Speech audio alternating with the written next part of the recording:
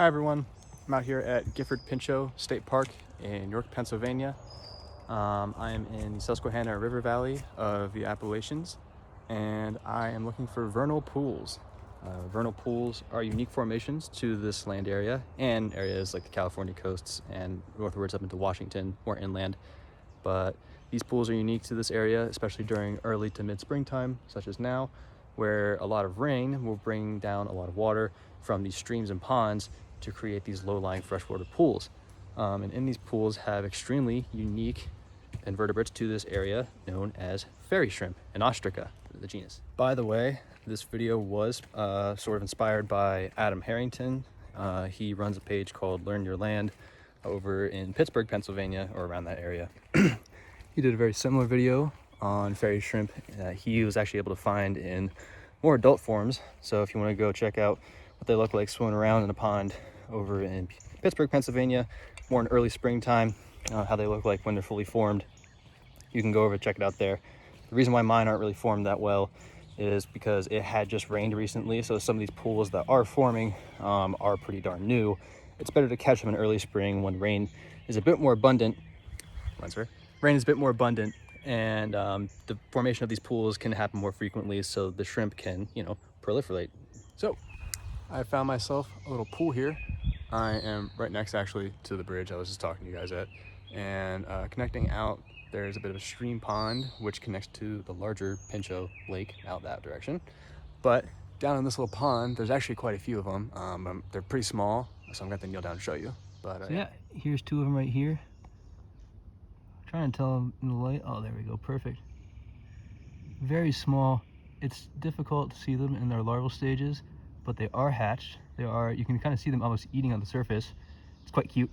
You can see sort of the two eye stalks and the gills sort of acting up front. But yeah, only time will tell if these guys will grow big and strong enough. And it's quite rare to see them out here, so very yeah, to get right into it, the main ecological advantage that these guys have is that fairy shrimp are some of the first spawning organisms in these pools. And that's a specialization that they've acquired over the millions of years of having been here. That being said, they can both sexually mature and asexually reproduce as well, where they lay egg-type cysts at the ground of these wet pools when they feel as they need to.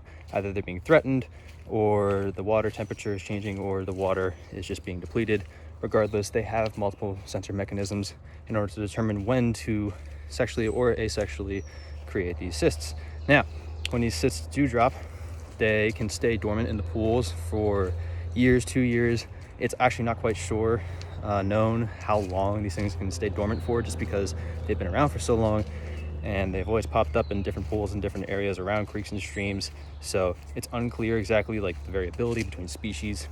But regardless, the issue with them is that they're pretty darn defenseless. So despite being some of the first organisms that appear in these pools, while they can take away other larval forms, other eggs of other organisms that they might need to compete with later on, if the pool is connected to a larger stream or river with larger vertebrates or invertebrates, they're pretty defenseless, being shrimp, so they get taken out quite quickly.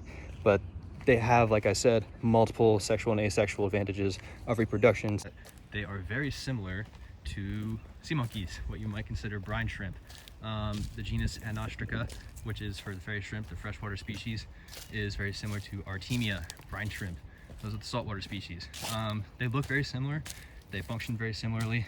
It's strange that the Anostraca swim upside down. So the freshwater shrimp, for some odd reason, I guess, swim upside down. It helps them with obtaining better nutrients from the surface and whatnot and so forth. But yes, they are very similar, but not quite the same. We got the worm on this rock. Oh, scent.